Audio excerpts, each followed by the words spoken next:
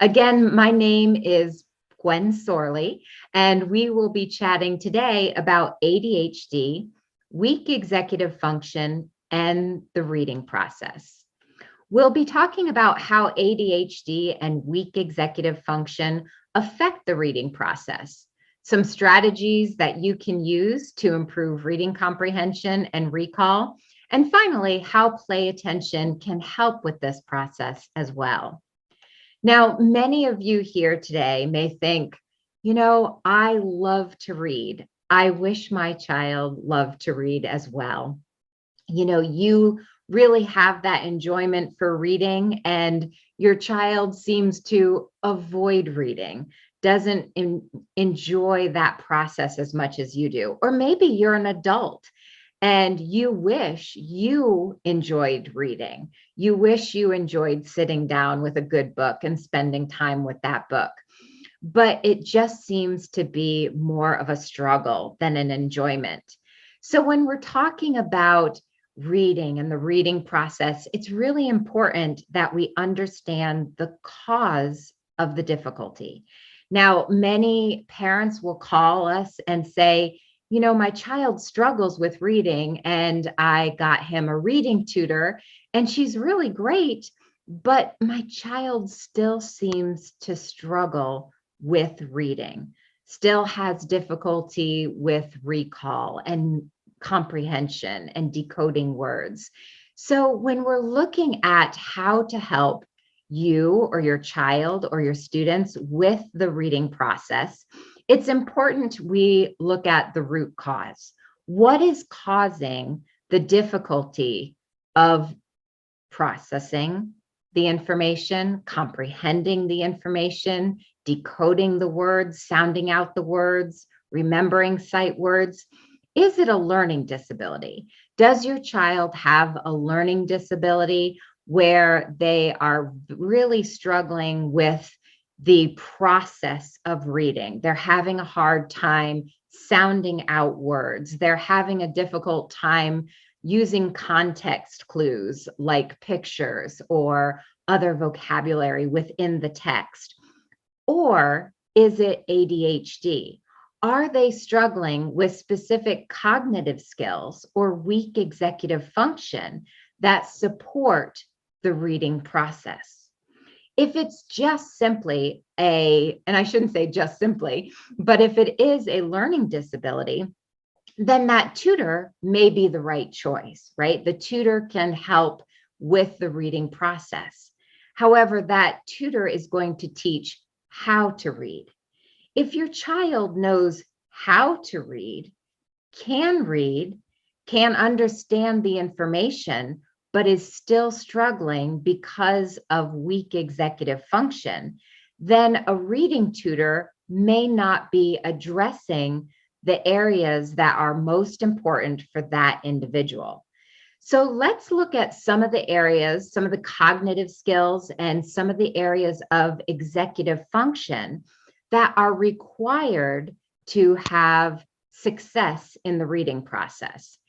And when we look at this, maybe it will give you a different perspective and a new understanding of why you or your child or your clients are struggling with the reading process. We're going to look at focus, processing speed, impulse control, mental flexibility, working memory, and filtering distractions. You'll notice that these are cognitive skills and many are processes of executive function that help us in our day-to-day. Let's start with focus, because of course, focus is what we always talk about first when we talk about ADHD or attention deficit. And focus is your ability to direct and sustain your attention at will, much like being able to pay attention in the classroom or pay attention to the printed word. Now, when we talk about focus, it's sometimes confusing because attention deficit is really a misnomer. There is no one with a complete deficit of attention.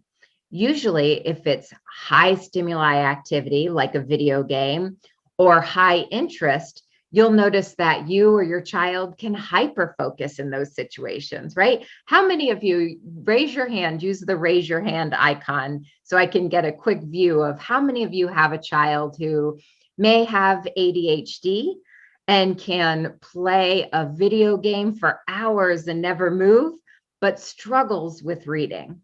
And it may be your child, it may be yourself. All right, many of you are raising your hands. So when we talk about focus, sometimes it's confusing, right? They are wired to pay attention to high stimuli. The difficulty is with reading. Reading is a very low stimuli type of process, right? You have to be able to direct and sustain your attention to the printed word long enough to read those words and draw out the meaning. And if you have difficulty sustaining your attention, this can be a very difficult and a very uncomfortable process for you. Now, I'm not saying that all children and all adults with ADHD have difficulty with reading. Some students that I've worked with in the past, I had one little boy in my third grade class when I was teaching third grade years ago. He loved to read. He had ADHD, but he loved to read. At times during the day, I would say, "Where is Will?" And Will would inevitably be under a table somewhere reading a book, completely oblivious to everything else going on in the classroom because he loved to read. So he could hyper focus in those situations. So some students and some adults with ADHD are really strong readers, but more often than not, that inability to direct and sustain their attention makes the reading process very difficult. It makes it difficult to sound out words. It makes it difficult to recognize sight words. Sight words are those lists of words you often receive in kindergarten, first grade, second grade, third grade. Those are words that you should not need to sound out. You should recognize them as soon as you see them. So those are words such as the, but, and, that. Those words you shouldn't have to take time to sound out. If you have to take time to sound out those words, then the reading process is going to become very slow for you and very difficult. And that will affect reading fluency and reading comprehension. You may notice that sometimes when you're going through those sight words with your child or your student who has ADHD, you may notice one day they know all of the words beautifully. And the next day, those words, it seems like they've never seen those words before. And that's because with ADHD, there's often difficulty with consistency, right? You see that up and down. So we need to address consistency, focus, being able to sound out words, being able to focus long enough to recognize words quickly, because if they can't, that leads to stumbling over words or even skipping words within the passage. Tanya, yes, the recording will be sent to you tomorrow, okay? Also, let's look at processing speed. Processing speed is the pace at which you take in information and make sense of that information. Many individuals with ADHD, both children and adults, are slow processors. So you might notice with yourself, you know the information, you understand the material. It just takes you a little bit longer to process the information and give a response. You may be able to think back to your years in elementary school or middle school, or maybe your child is experiencing this now, where the teacher gives a lot of information and then asks a question, and everyone seems to raise their hand very quickly. And it just seemed to take you a little bit of time to process everything before you actually raised your hand to give a response. You knew the answer. It just took you a little bit longer to process and respond. So if you are a slow processor, then it can make it more difficult for you to understand and remember what you're reading. Because again, if it takes you a very long time to get through reading a passage, then you might forget by the time you're at the end of that page or that paragraph, you might have forgotten what the beginning of that page or the beginning of that paragraph said. So it makes it very difficult for you to comprehend. And you may notice that when you ask your child comprehension questions, or you ask your child to summarize what they just read, they often have to reread it to get all of the information out of that. You may notice that yourself, where you read an entire page and then you think, I'm not really certain I know what I just read, and then you reread it again. That can be tied to focus, what we talked about earlier, but also processing speed. And also, if you know that it's going to take you a little bit longer to read the words and process the information, then if you're given a lot of material to read at one time, you are going to become overwhelmed, and more likely than not, you're just going to give up before you even start. That avoidance kicks in. So you may see that with yourself or with your students or children, where they're given a passage or a paragraph to read, or maybe a longer reading assignment, and it just becomes overwhelming before they even get started because there's so much information for them to process. So we're looking at, so far, focus is critical to the reading process, but also processing speed.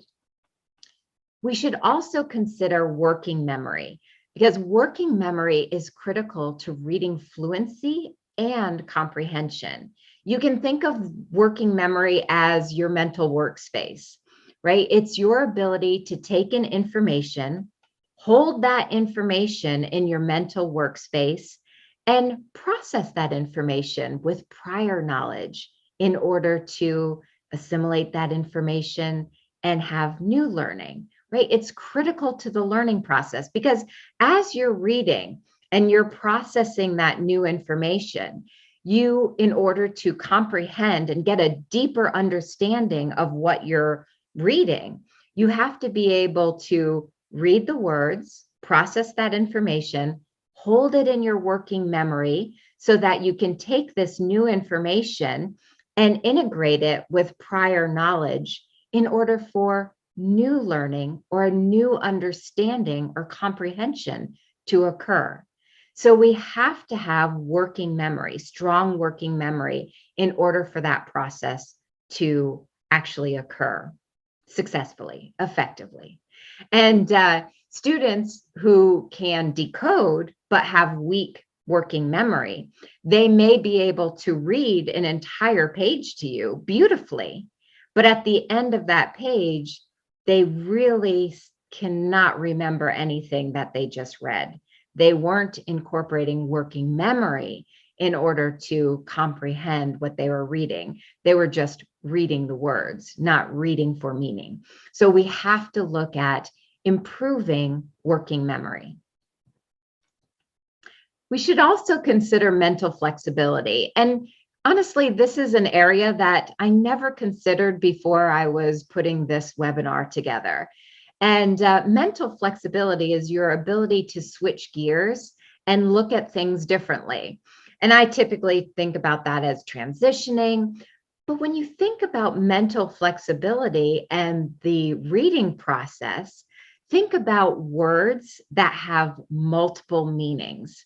If there are words that have multiple meanings and you are not mentally flexible, then you think that there is this meaning for the word and that's what's acceptable to you.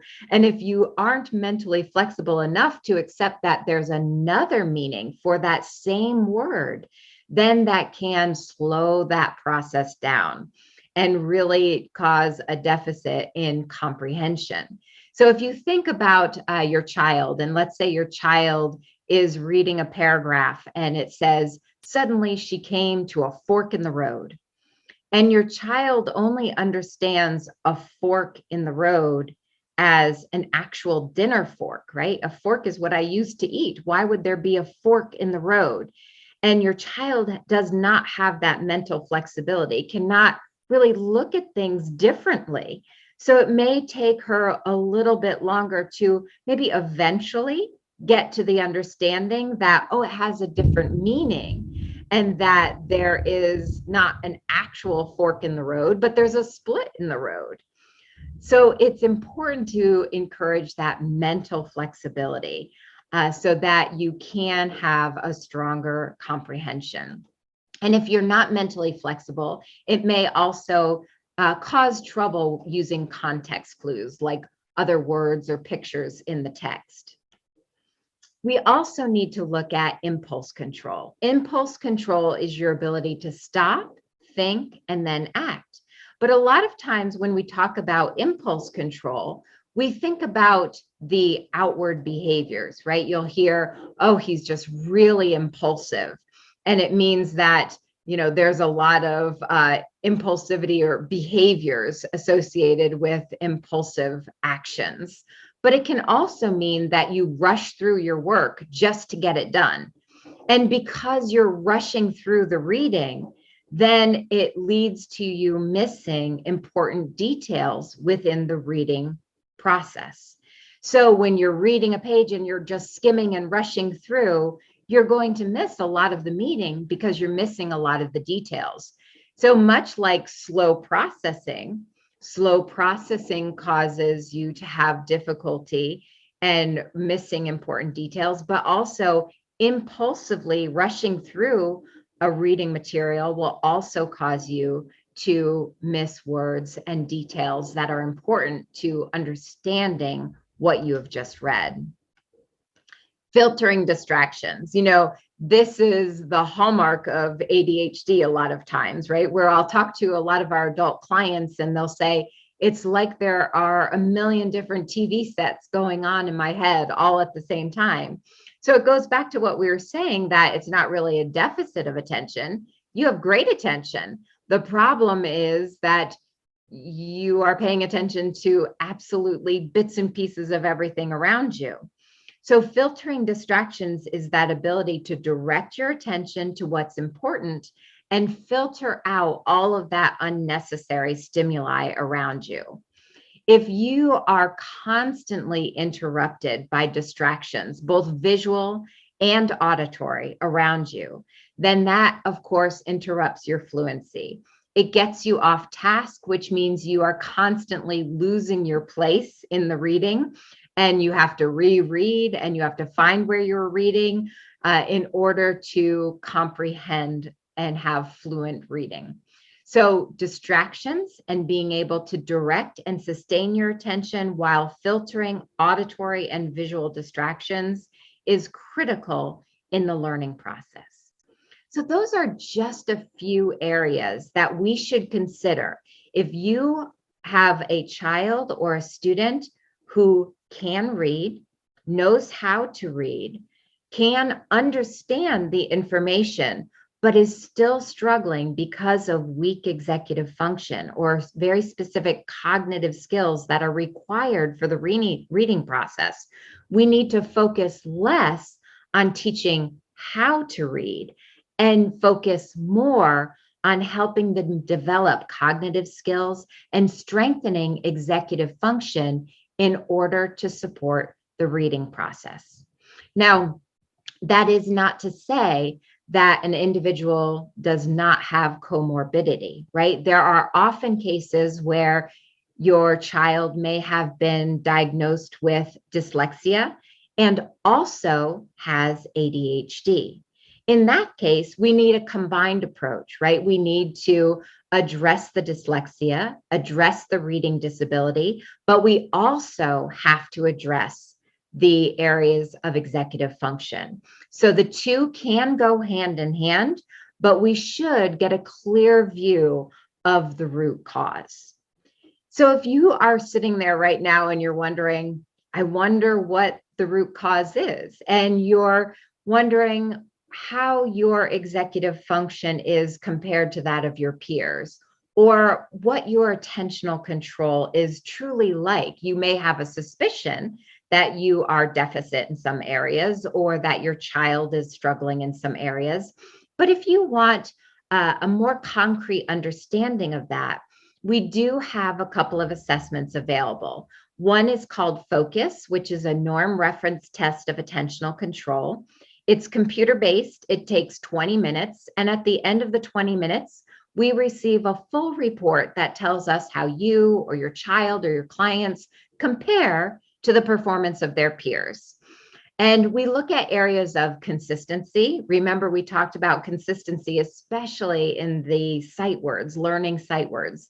We look at consistency, we look at performance, impulse control, and your ability to deal with distractors, both auditory and visual. We also have the brief available. The brief is a behavior rating intake of executive function. So that's an online survey that gives us a good snapshot of how you view executive function on a day-to-day basis. If you're interested in registering for those two assessments, those are available. They're typically $50 a piece, and we do need about a 30-minute block of time to review the results and talk about the different areas. So if you're interested in that, with our webinar special, we do give those at half price. So you can receive those at $25. But again, remember that we will need that 30-minute follow-up so that we can discuss the results. If you're interested, just type in assessment and we'll reach out to you to discuss that with you. Hope says, how are your tests different than tests given by a child psychologist? Well, Hope, it depends on what the child psychologist did for the test, right? There's a lot of different tests. There are a lot of different behavior ratings. There are different focus, for example, is a CPT, a continuous performance test. There are lots of different continuous performance tests. So it may be similar to what your child psychologist has already done. We would need more information, Hope, on what assessments they did initially in order to better answer that question. So if you want to, type in the assessments that were done, and I can address that in a follow-up, or you can ask for a follow-up call and we can chat a little bit more, then just please type in chat and we'll follow up with you to address that, okay? So again, if you are interested in an assessment, just type in assessment and we'll follow up with more information or help you get registered for that. Let's talk about strategies you can use today to start inspiring that love of reading. There are some things that we can start doing to really help with the reading process. Let's talk about some tips for the distracted reader. The very first thing that you can do is create a good reading environment. And when you're creating a good reading environment, you should take into account the lighting, right? You should take into account any distractors that are in the area and your comfort level. The picture of the woman on the couch, that might be a little bit too comfortable, right? If your body associates that environment with sleep, then like on a comfortable couch or in bed, then you're probably going to sleep more than you're going to read. However, that being said, if you are using reading to help before going to sleep, then that's a great idea to have a relaxing book in bed with you, because we know that that helps reduce stress. It does help relax you and move into that time for sleep. But if you need to read for work or you need to read for school, then your bed or the comfortable couch might not be the best environment for you. So take into account all the things in your environment and what's really going to be conducive to reading. You can consider earplugs or white noise. But remember, when you use earplugs or white noise, that's going to help you with filtering out auditory distractions, but don't forget about visual distractions. You also have to account for those. So if there are a lot of visual distractions in the environment, then you may need to close the blinds, or you may need to move all of the clutter off of your desk so you're not distracted by the clutter around you. Exercise before sitting down. We know from study after study that exercise helps with focus, helps with comprehension, helps with impulse control. Even a 10-minute brisk walk can help you get in a more focused state of mind. So consider, before reading, doing a little bit of exercise to get the brain prepared for the reading process. I talked recently about one study that was done with a group of elementary school students, and they did a study where the students actually cycled for 20 minutes and then engaged in an academic task. And those students who cycled for just 20 minutes before the academic task had improved focus, had improved recall, had improved impulse control for up to an hour after that exercise. So again, think about what you're doing before and after the reading process, and exercise might be a good idea. Schedule a time to read and start making it a habit. So maybe start with a little goal. We're going to read every day from 3 to 3:15. Or if you are considering making it a habit for yourself, maybe you could block out from 7 o'clock in the morning to 7:15 and start making that consistent part of your schedule. You know that if you can actually plan for it in your schedule, there's more of a chance that you're going to actually follow through and create a new habit. And then once, maybe let's say for a month, you've been successful reading 3 times a week for a 15-minute block of time, then set a mini goal to move it up to 4 times a week, or perhaps 20 minutes blocks of time instead of 15 minutes. So be very specific in your goals and set a time so that you can start creating a habit. You can use a bookmark or an index card above or below the reading material. Oftentimes people will use it below the line, but you may want to try it above the line of reading because that often helps people. So consider using that because that will keep you on track, lessen distractions, and help you with tracking. Stay engaged with active reading. And by active reading, I mean have a purpose. Really tell yourself that you're going to read for meaning, and you're either going to highlight the important information with an actual highlighter, or maybe you could get those little sticky notes, the notes that are real thin and they're a little arrow or just a square or rectangle, I should say. And you could use that to highlight certain areas in your reading. Because if you are actively engaged in the reading process and you are making yourself physically do something to that material, you're highlighting or marking areas that are important or things that you want to come back to a little bit later, that's going to help you be engaged and immersed in that reading material, and it will also help with comprehension and retention of the material. You want to select a variety of reading material and change your attitude towards reading. We often talk about the open mindset and working towards developing that open mindset, because if you come to the reading material and your immediate thought is, I don't like reading, I am not a good reader, I'm not going to enjoy this reading material, then you're not going to enjoy the reading material. You're not going to be able to read the material because you're coming with that closed, fixed mindset. So start changing your attitude towards reading. And one of the ways you can do that is you can actually have a variety of reading materials for you, not just the materials, not just the reading that you have to read, but also incorporate some reading materials that you want to read. If you're only reading information that you have to read, then it's probably not something you selected. It's probably not something that is going to be as enjoyable to you. So make certain that you have a nice balance so that you are inspiring a love of reading. Set a timer and break up the reading assignment, because as we talked about earlier, oftentimes reading can be a little daunting, and the amount of reading material in front of you can be overwhelming.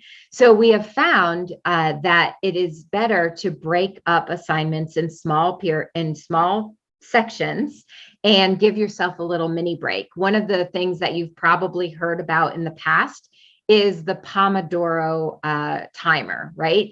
Where the university professor actually had a Pomodoro timer, a kitchen timer, and would set the timer to 15, 20, 25 minutes. And the students would work in those blocks of time and then have a mini break. Do that with your reading. So maybe set 25 minutes with a 5-minute break, 25 minutes with a 5-minute break. Or if you have a younger child, it could be shorter periods of time with a shorter break in between. But oftentimes that will help with the reading process. So Robert says, I understand we all have different tolerances, but do you have any suggested length of reading times and break times? So Robert, you and I have chatted in the past, so I believe you're looking at this for yourself as an adult. So I think that first example that I gave is oftentimes the one that is recommended for adults.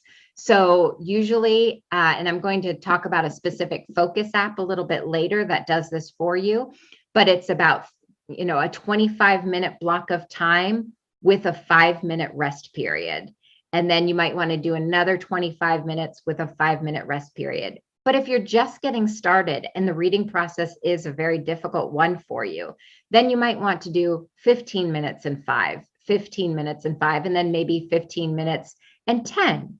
So you're going to have to play with it a little bit because, like you said, everyone has different tolerances, but I would start with either 15 minutes or 25 minutes with that 5-minute block that is for your rest period. Okay. And during that 5-minute block, don't just sit there or don't gravitate towards a video game. Get up, move around, do some of that physical activity to help the brain get prepared for the next 25 minutes.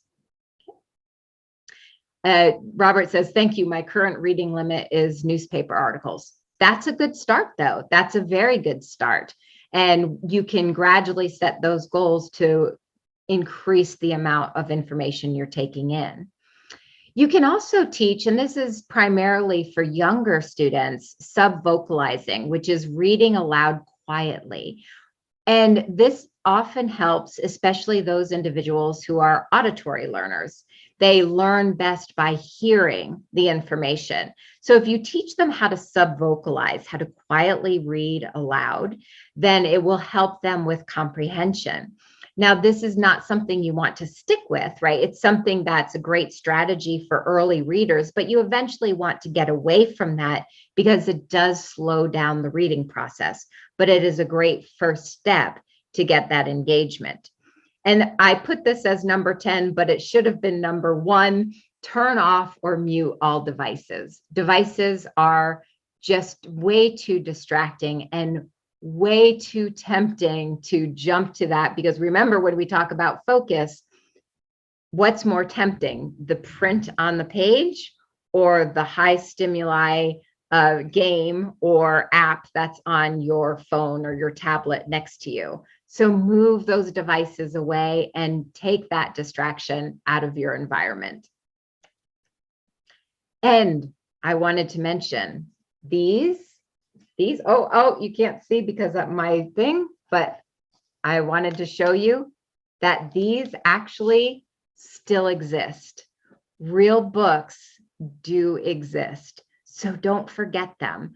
Go back to reading real books. I know so many of us have gravitated now to ebooks, and our children are on the Chromebook all the time doing their reading.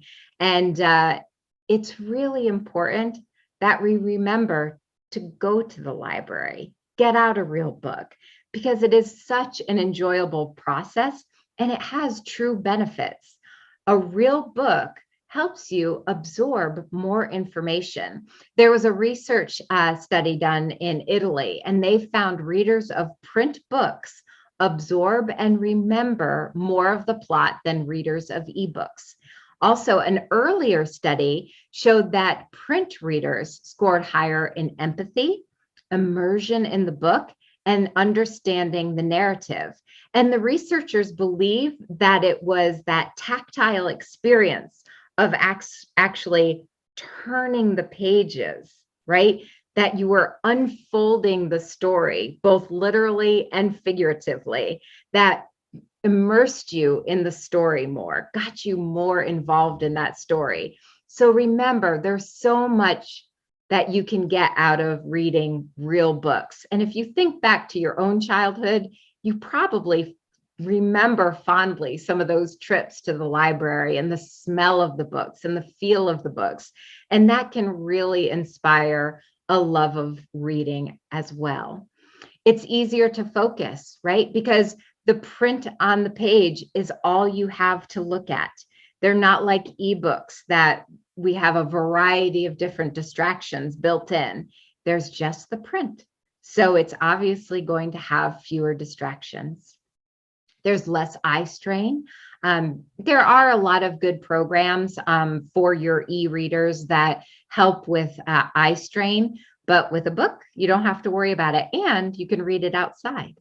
Spatial memory. When you're reading a book, much of our memory and comprehension in reading involves visual spatial memory. So if you think about it, a lot of times when you're reading and you remember information or a bit of information or a fact that may have been in that book, and you actually visually can see where that information was in the book, in the passage, or under an illustration. And you can quickly go to that page and that section where you remember reading it. So that visual spatial memory helps with retention and with comprehension. It also, of course, helps develop patience because it is a slower process. The actual book is designed for reading and processing all of the information, where an e-reader or an ebook is usually designed for skimming the reading material. So I encourage you this summer to take some trips to your local library. Those books are still there waiting for you. Now, ebooks are here to stay. And so we have to talk about when ebooks are preferred or required, because I know a lot of you are thinking, well, my child has to read on the Chromebook. And I know that a lot of our parents that we talk to now really don't enjoy the Chromebook because there are so many built-in distractions. They are designed for distractions. So we have to take some steps to minimize those distractions. One you can do is the Focus app. And this is great, not just for children, it's really great for adults. And it's different than parental controls because you may have some parental controls on the computer, but this is different. The Focus apps help you build discipline and be less distracted. So you can actually set a block of time and decide what you want filtered, what you want blocked. So it can block your email, it can block pop-ups. Let's say that you're a college student and you know that you have to study and read during the hours of 1 p.m. and 3 p.m. So you can use your Focus app to schedule from 1 to 3 that all my social media will be blocked. So even if you're tempted to open your social media, you can try, but it's going to be blocked, thereby lessening that distraction for you. Also, it offers encouragement and can set a schedule or a timer for you. And this is what I was talking about earlier, the Focus Booster. And Robert, you might want to look into that. The Focus Booster actually has the Pomodoro timer built into it. So that's something to look at as well. You also should get into the habit of using the reader view when you have to read in a browser. If you look at the before and after on my screen, the before is when you're just reading in a regular browser. The after is that same exact article, but it's in the reader view. So much cleaner, so much easier to read, so much less distractions. And you can do this very easily. I know Kindle does it now. You can see the reader view at the bottom, or the Safari browser, and also Firefox. It's built in. If you're using Chrome, I don't think they have it built into Chrome yet, but they do have some extensions like the Mercury Reader that you can apply to your reading materials, and it will actually put it in a nice reader view for you. So there are less distractions. I also wanted to chat about high-low literature because a lot of people are not as familiar with high-low literature. And it's really important when you're talking about exposing children to literature that you look at high-low literature, because you may have a child who's in, let's say, 6th grade, but their reading level is on a 2nd or 3rd grade level. You don't want to give a 6th grader a book from the 2nd grade classroom, because that will cause some problems, right? That child is going to say, I'm not going to read a quote baby book, right? That's what their first reaction is going to be. And they're going to be upset about that. And so you want to make certain that you're exposing them to literature that they're going to enjoy and relate to, and not feel like they are, at a lower level than their peers. And so when you look at high-low literature, those are going to be high interest for that age range, but written at a low reading level. That's called high-low literature. And what that literature helps, it helps build reading fluency. You're engaging them in the reading, and so they are able to read the information and become fluent readers. It increases vocabulary, of course, inspires a love of reading, and builds up their confidence because they feel that they're reading a book that is for them, right? Those high-low literature books are engaging, yet they have simple sentence structure. They don't use a lot of complexity, not a lot of foreshadowing. We're just building that individual up and making them a confident reader. So you can find high-low literature if you do a search. Scholastic has a good search, so search Scholastic for high-low literature.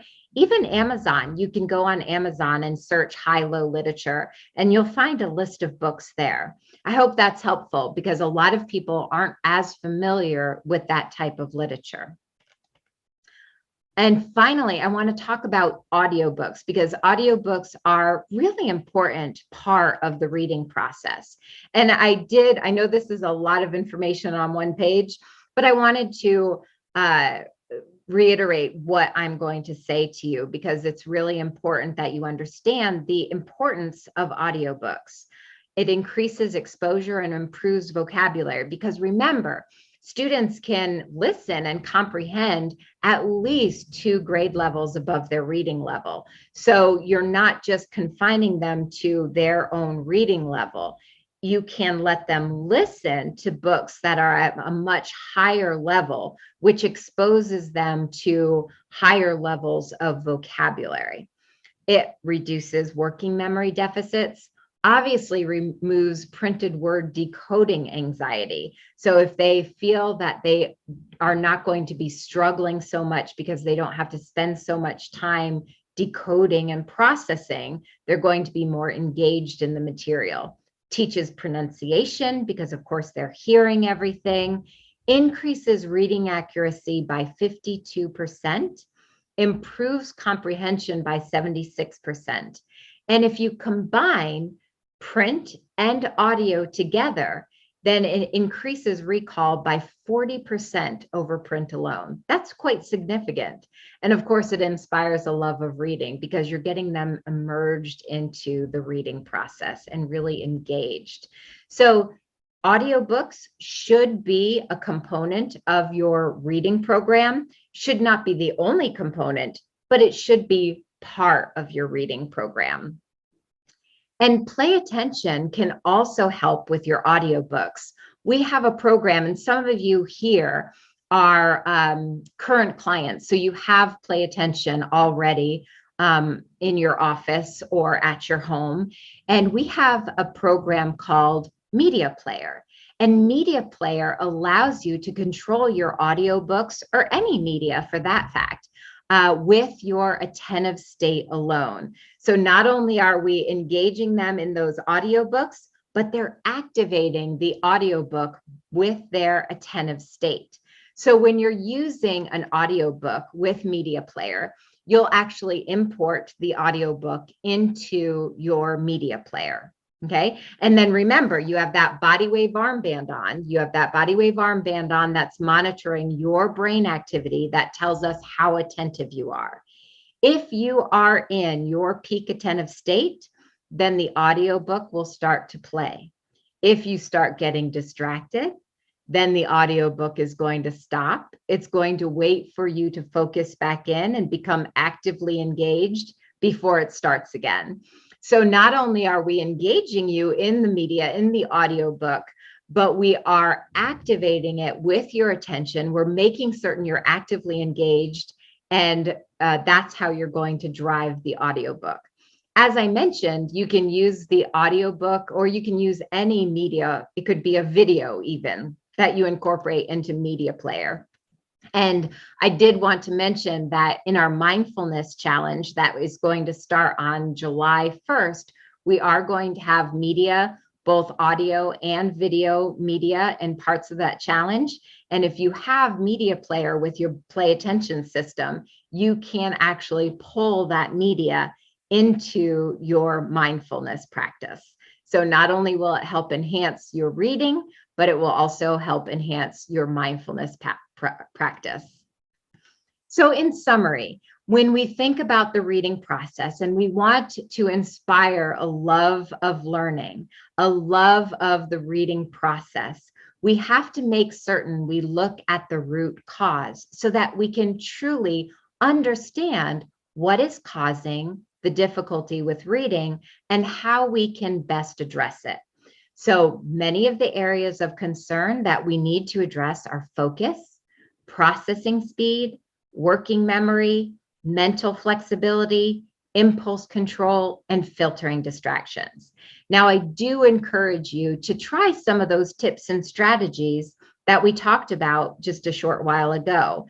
Filtering, helping them with distractions, doing some certain things that will help you with your e-readers, reading real books. I want you to incorporate those tips and strategies. But even when we incorporate those tips and strategies, we still need to get to the root cause. We still need to focus on improving those cognitive skills and that weak executive function so that there can be success in the learning process, in the reading process. And play attention can create a comprehensive program for you that will address all of those cognitive skills that lay the foundation for strong executive function. And again, we do that in a very unique way in that we integrate that feedback technology with specific cognitive skill training in order to improve those cognitive skills that you need for the reading process and for strong executive function. So you see my student here, he has that body wave armband on. Once he's focused and paying attention, he's able to activate the cognitive skill on the computer. If he loses his attention, if he's no longer paying attention, he's no longer actively engaged, then the activity will stop or the character will go in the wrong direction and he has to focus back in order to continue. So we're integrating feedback technology where we allow you to experience what it means to pay attention and allowing you to practice controlling your attentive state while practicing very specific cognitive skills, like your ability to sustain your attention. We work on filtering distractions. We have a module for working memory. We have a module for auditory processing. We work on task completion, the ability to start and complete in a timely manner. So all of these cognitive skills are what we can address within play attention. And the reason we address these is because those are the critical cognitive skills that are necessary for strong executive function. So if you asked for an assessment earlier, what we can do with that information with the assessment is not just talk about the different areas of concern, but we can also use that information to develop a very specific, comprehensive plan that's customized specifically for your needs. So we can help really address the root cause and make you a successful learner, make you a successful reader, make you successful in the day-to-day, because we're going to strengthen all of those processes of executive function. So if you've not learned more about play attention, you may want a little bit more information. Like I said, if you scheduled or asked for more information on the assessment, you will obviously get the follow-up where we'll take that information and review the assessment with you and discuss a customized plan for you. Or you can request a one-on-one consultation where we can chat about your specific needs or your child's needs or your client's needs, and take that information in order to develop a customized plan for you so that we can review that together and you can really see how play attention can help you in the day-to-day. So let's talk about some next steps. I know many of you have to go. Lisa, thank you for coming. And yes, the recording will be available tomorrow. We'll make certain that gets out to you.